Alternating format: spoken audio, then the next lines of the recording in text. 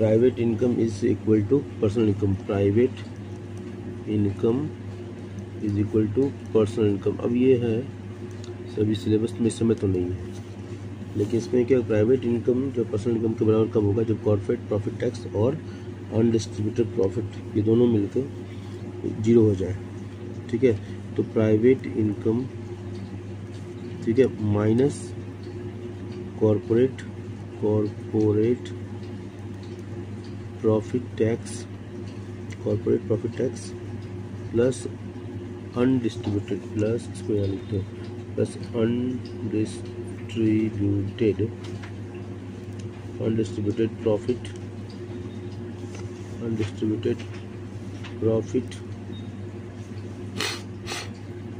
ठीक है। ये दोनों अगर कहें इन दोनों को जोड़ के माइनस करते हैं तब ये बराबर होता है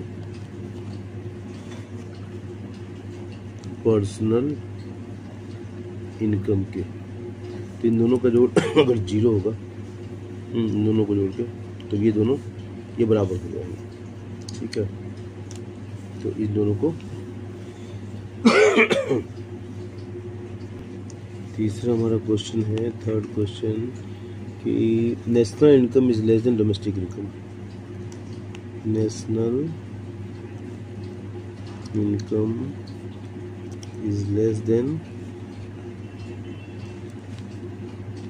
domestic income. National income is less than domestic income. National income का फॉर्मूला NNPFC, ये और ये डोमेस्टिक इनकम क्या है, NDPFC। मतलब ये इससे कम कैसे हो जाए, मतलब ये ऐसे होगा, ये ज़्यादा कम होगा। तो फिर इसके लिए देखते हैं NNPFC में से अगर हम माइनस कर दें NFIA तो हमारा हो जाता है NDPFC। अब ये अगर ये नेगेटिव हो जाए, मतलब NNPFC मान लीजिए 50 है, अगर इसकी वैल्यू 10 हो जाए, माइनस हो जाए, और ये भी 50 है, तो क्या हो जाएगा, 40 हो जाएगा ये, और ये 50 रह गया।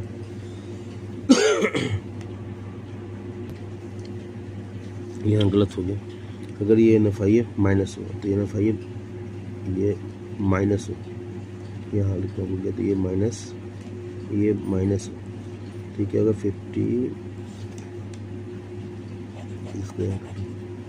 50 plus 10 equal to NDPFC, sorry NDPFC, तो NDPFC FC 60 हो गया, इजकल टू 60। तो यहाँ पर ये माइनस होगा जब NFIA, तब जाके ये NDPFC की वैल्यू NNPFC से ज़्यादा होगी। फोर्थ क्वेश्चन है कि operating surplus OS in a producing unit is equal to 0। Operating surplus in a producing unit is equal to 0। Operating एक ऐसा कब होता है जब operating surplus in a producing unit is equal to 0, मतलब OS जो है ऑपरेटिंग सरप्लस ये 0 कब होता है। तब अगर OS कहाँ यूज होता है, पहले इसको ऐसे सोचिए, OS कहाँ यूज होता है, तो NDPFC is equal to COE plus OS plus MI, ये होता है ऑपरेटिंग सरप्लस का। NDPFC COE plus OS plus MI। Operating surplus को 0 होने के लिए क्या होना चाहिए, NDPFC जो कि डोमेस्टिक इनकम है, और डोमेस्टिक इनकम में से अगर COE और MI, मतलब ये भी फैक्टर इनकम ही होता है MI, तो अगर फैक्टर इनकम ये इसके बराबर हो जाए तब ये OS 0 होगा। ठीक है, NDPFC जो है अगर इनके बराबर हो जाए तो ये हमारा ऑपरेटिंग सरप्लस 0 हो सकता है। तो जो घरेलू आय है वो कर्मचारियों का जो वेतन है, कंपनसेशन वगैरह जो भी है, उसके बराबर आए और ये दोनों बराबर, मतलब कुल लाभ जो 0 होगा। तो लाभ जब 0 होगा तभी ऑपरेटिंग सरप्लस 0 होगा। तो लाभ 0 कब होगा? जब ये इसके दोनों बराबर हो जाए। तो हम कह सकते हैं कि जब हमारा income generated by the firm is just equal to compensation of employees, ऐसे करके आंसर दिया। ठीक है, यहाँ पर एमआई की भी फैक्टर इनकम ही होता है, जिसको कैलकुलेट करना मुश्किल होता है, तो मेजर पोर्शन यही होता है। This question is out of syllabus, not in syllabus. Okay, तो पर्सनल इनकम क्वेश्चन है, personal income is equal to personal disposable income, personal disposable PDI, personal disposable income को पर्सनल डिस्पोजेबल इनकम, ठीक है, personal disposable income. तो ये personal income is equal to personal disposable income, ये कई स्थिति कब आती है? तो पर्सनल हम जानते हैं कि private income is equal to personal income plus undistributed plus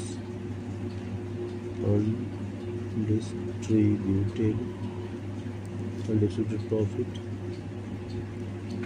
plus profit tax, corporate tax जो कहते हैं प्रॉफिट टैक्स। ठीक है, तो ये पर्सनल इनकम जो है इसका पार्ट है।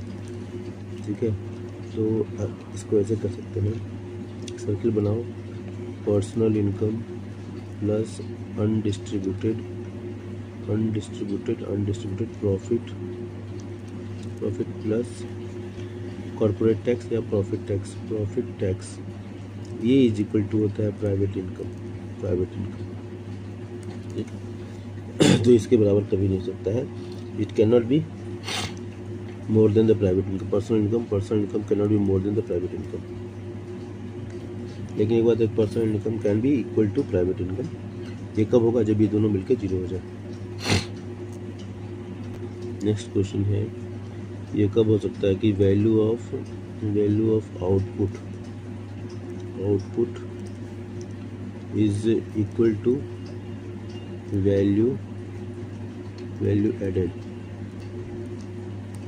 Value of output VO, value मतलब GVA-MP। ये कब हो सकता है?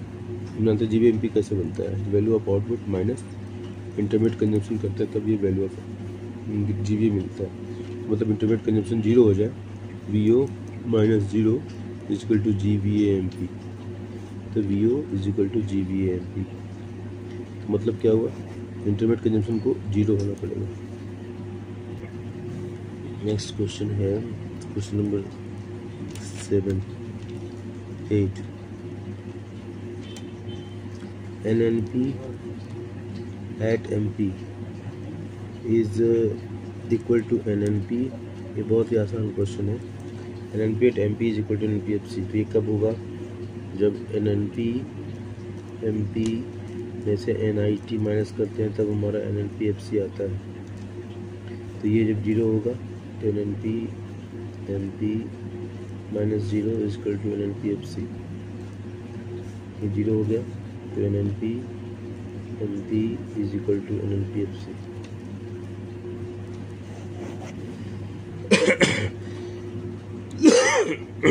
नाइन्थ क्वेश्चन है हमारे पास, ये क्या कहता है कि GDP is equal to NDP। अब MP और FC कुछ मेंशन नहीं किया है, MP and FC is not mention, सीधा क्वेश्चन है ये। तो GDP ये कब होगा? हम पढ़ चुके हैं कि ग्रॉस से अगर नेट जाना होता है तो हम क्या करते हैं? माइनस डिप्रिसिएशन करते हैं। GDP है और यहाँ NDP, यहाँ D है, यहाँ D है, यहाँ P है, यहाँ P है, यहाँ G और यहाँ N।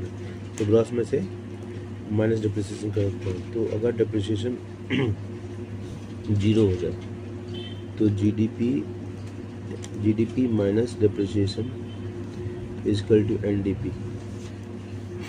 अगर डिप्रिसिएशन कुछ भी नहीं हो तो क्या हो जाएगा? GDP is equal to 0 minus 0 is equal to NDP। GDP is equal to NDP। Question number 10, NDP is equal to NNP। NDP किसके बराबर? NDP equal to NNP। ये कब होगा? यहाँ P है, यहाँ P है, यहाँ N है, यहाँ N है। Net domestic product, net national product. अब यहाँ और इसका अंतर है, G से डोमेस्टिक से नेशनल जाने के लिए प्लस NFI करते हैं, ठीक है। और करना क्या है NDP? तो NDP plus NFI is equal to NNP। अब दोनों को बराबर करना है, ठीक है। तो बराबर करने के लिए क्या होगा? NDP is equal to NNP। तो अगर NDP प्लस 0 NFI 0 हो जाए तो हमारा क्या होगा? NNP हो जाएगा। NDP is equal to NNP। तो कुछ ट्रिकी टाइप के क्वेश्चन है, लेकिन बेसिक कॉन्सेप्ट क्लियर होने से ये क्वेश्चन बड़े आसान हो जाते हैं। Thank you.